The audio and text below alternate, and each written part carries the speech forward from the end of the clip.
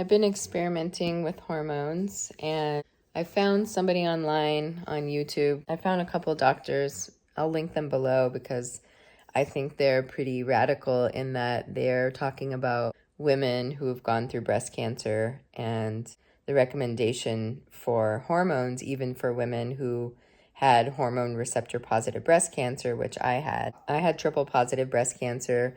I was diagnosed in 2017, and I've been no evidence of disease, cured, in effect, in remission since, I guess, 2019. I chose not to do endocrine therapy. I had stage 3 invasive ductal carcinoma.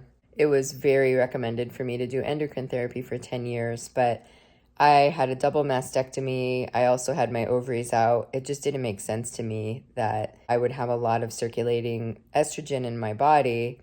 And now I'm just starting to learn that the estrogen isn't what caused the cancer, but the cancer proliferates or grows with the help of the estrogen. I'm still trying to understand that. But another thing is that they tell you that if you do the endocrine therapy or if you do this or do that, it'll decrease your risk of recurrence by half. And what they don't say is half of what, So if your risk of recurrence is 20% and you do the endocrine therapy and then the risk will be, lowered by half, that would be 10%. So it makes it sound like you are decreasing your risk by 50%, but you're not. So even the way it's presented and worded, it's just, scare tactics, really. So, and ever since I got my ovaries out in 2020, that has really just been the hardest for me. The lack of motivation, the low sex drive, the weight gain, the sleeplessness.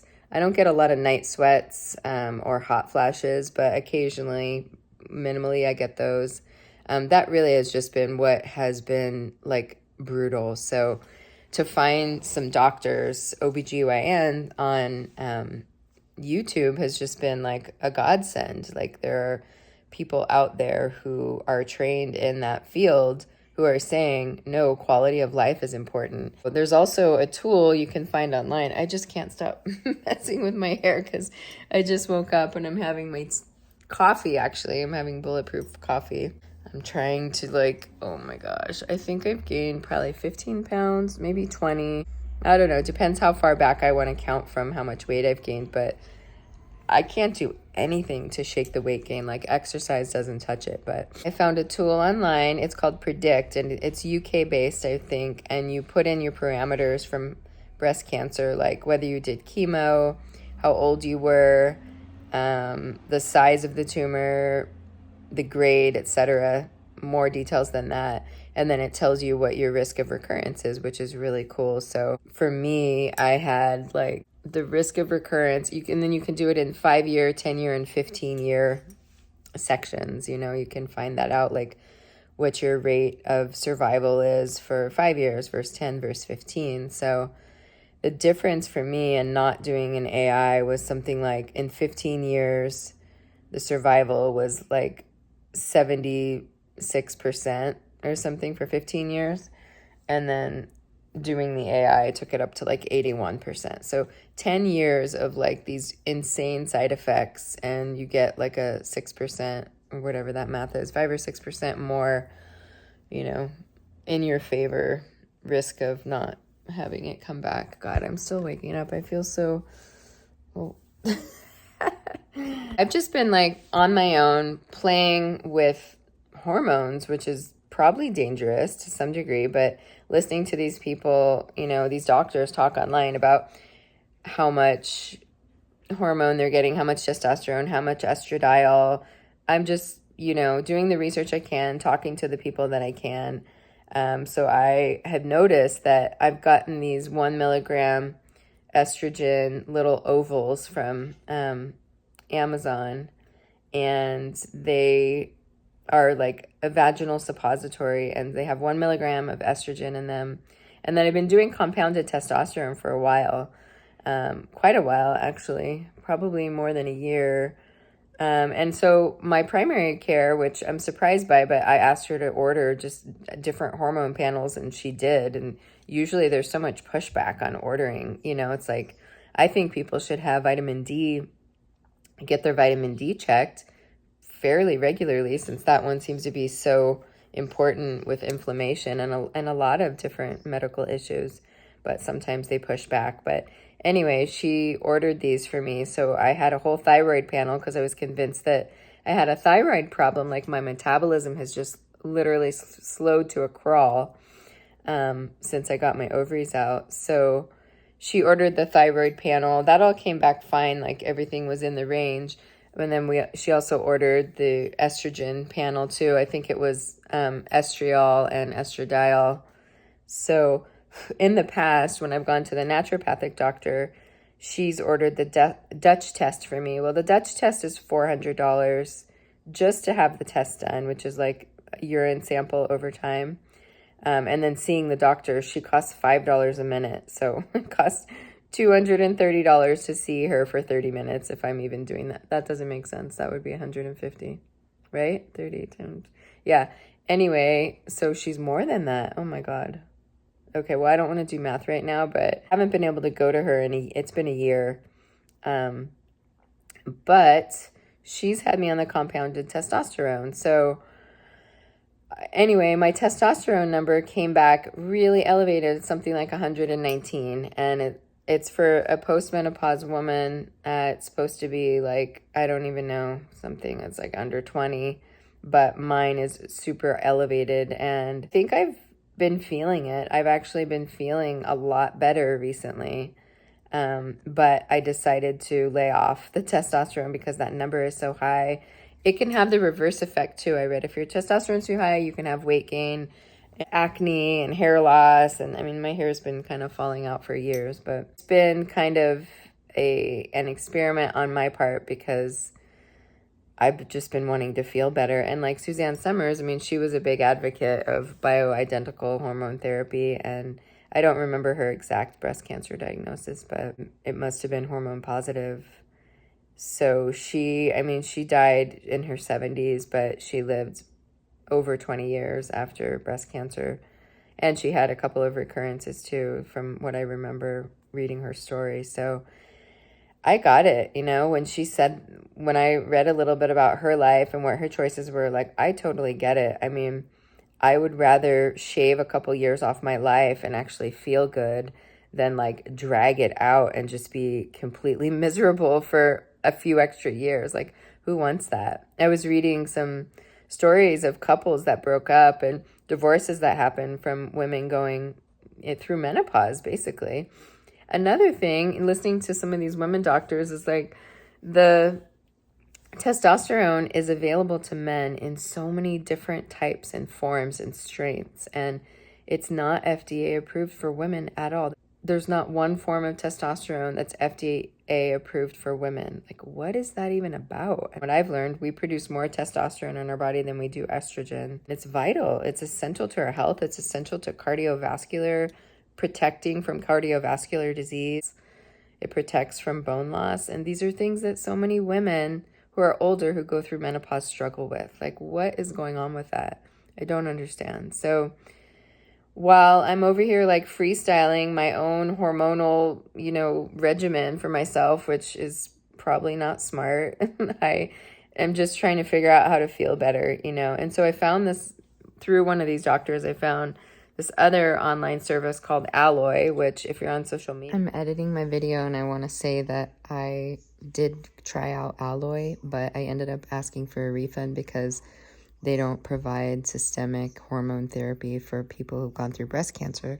And what I read was that they do. So it wasn't what I was looking for, but they do prescribe like topical estrogen and stuff like that for your face and your skin. And they do have like a vaginal estrogen, 1/365th. So it's like it's tiny, tiny, minuscule amount. So I'm not recommending Alloy for like the things that I was looking for. These things are like marketed to our age group, my age group. So I paid $49 to do a doctor consult there, and they do things like face creams that have estrogen and stuff like that because of the dry skin and aging and wrinkles and all of it. Thought I could get some systemic hormone therapy, but they just wrote me back saying like we can't do that with someone who's a breast cancer survivor, which I don't totally understand because that is what they were marketing. So I'm trying to figure out like, okay, what's up with that? But at least these ovals are available on Amazon. I found some relief with that.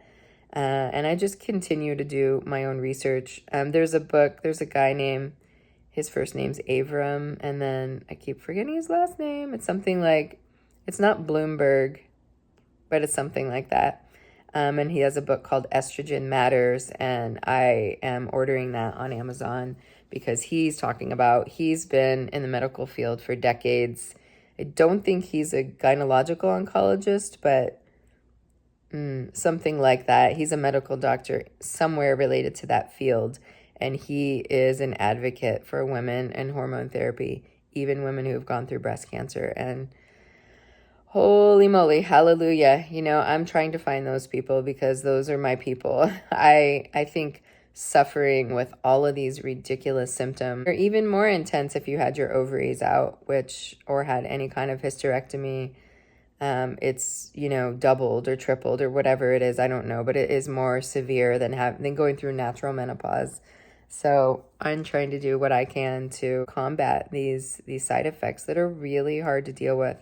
They're harder than going through cancer. And when I tell people that, they almost can't believe it. When I say getting my ovaries out was worse than going through cancer treatment. I mean, who would ever think that, right? Everyone thinks cancer is the worst, but for me, that's not been the case. So I will be getting a PET CT soon because I want to make sure I don't have cancer in my body. I did a chest CT a year ago and everything was fine on that. And then a year prior to that, I did a PET CT. So I've been having hip pain for a while. It could be arthritis, osteoarthritis. They did a pelvic x-ray and there was no sign of cancer, but then the radiation oncologist said, sorry, that's not good enough. Like, that's not going to tell you if cancer is in your bones or not. So he recommended the PET CT. And then I recently went to the cardiologist because that is one of the risks of, radiation to the heart, and just going through surgical menopause as well is increased risk for cardiovascular disease. Like, my heart rate is just higher than normal. Even my what is that called? Blood pressure.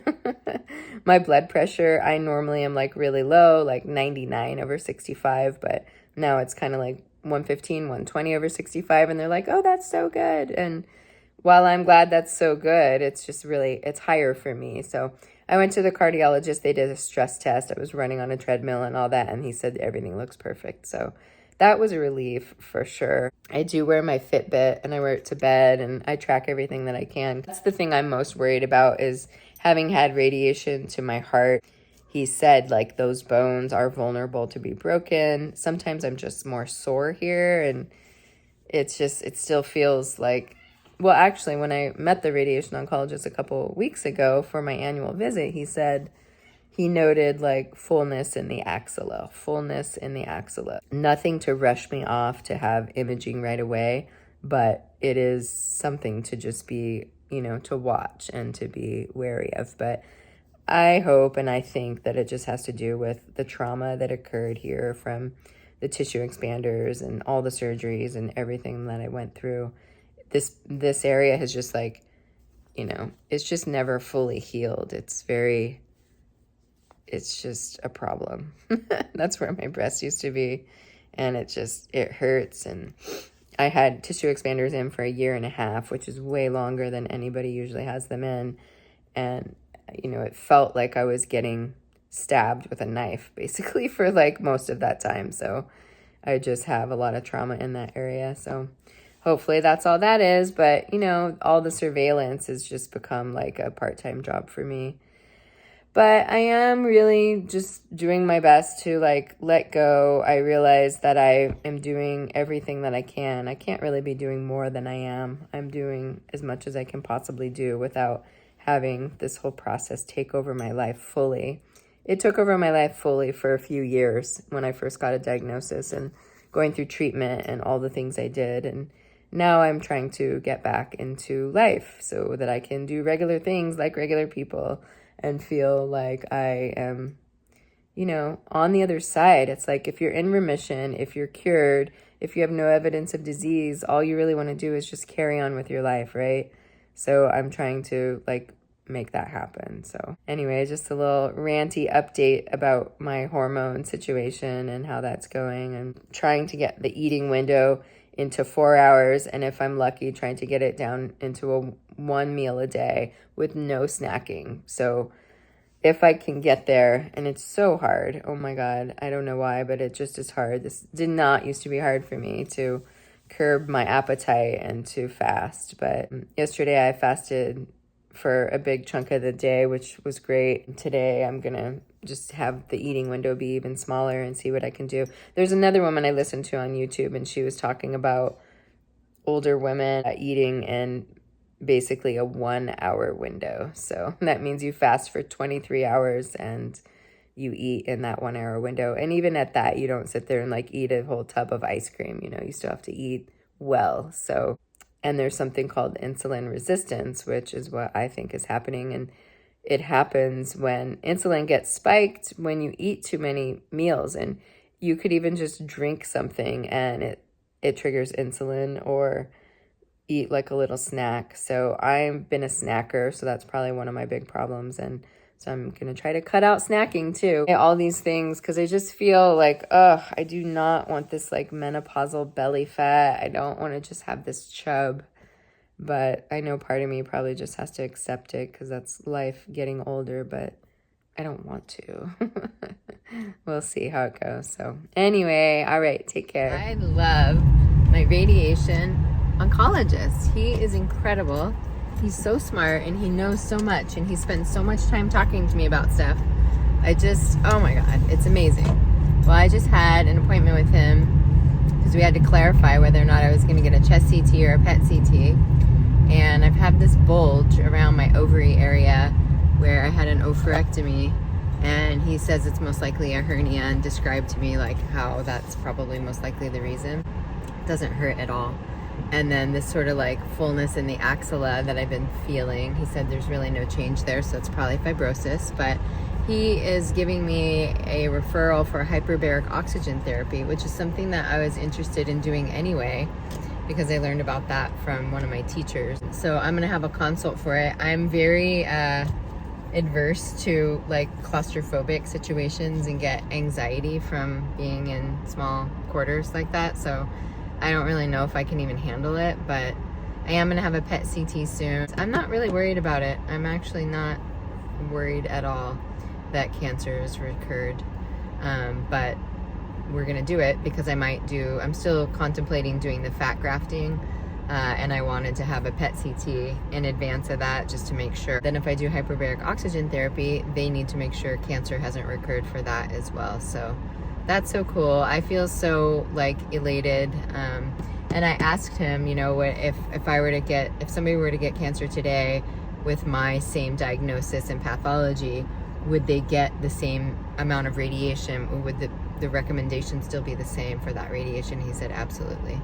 So he said that breast cancer radiation hasn't really advanced because it hasn't been determined that there are any improvements really to be made, whereas other types of radiation, cancer radiation therapy have improved and advances have been made, but breast cancer, everything they're doing now is really the best they've found for the situation. So that's interesting, because I definitely thought that like radiation was going to be a thing of the past, but he says no. He says that most likely, instead of like I had 33 treatments or something like that, and I think I got 50 grays. That's how they measure it, in grays. I don't really know what that means, but it's a lot. And I got that over the course of like the 33 treatments. The only thing that they're going to do now is give it in fewer treatments, so speed up the process. So whether that's a good or a bad thing. So they're just making that one improvement, advancement for breast cancer. So I feel so good. I'm so excited about just, I don't know, I guess about life. I think I'm a little bit insane, I'll say that. I think some of it is just I'm turning 50 and my brain is a 50-year-old brain.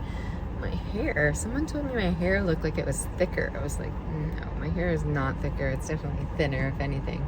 Yeah, I'm still on the fence about doing the fat grafting. I'm really wanting to go back to full-time work. I'm just like tired of my life being so much at home. I feel like I'm a lot better. I feel like I can handle it now. So I've been applying to some full-time jobs. It's a little scary for me because I do still struggle with so much fatigue, but I think I can handle it. And not only that, like I want to handle it. I really want to get back into meaningful work. So if I do that, then I like doing this whole fat grafting thing with 6 weeks of healing and all of that. My God, I don't know when I'll do it. Maybe it won't even be for a year. I'm not sure, but we'll see. I'm just taking it one thing at a time and I'll go from there. So that's my updates. Thanks for listening.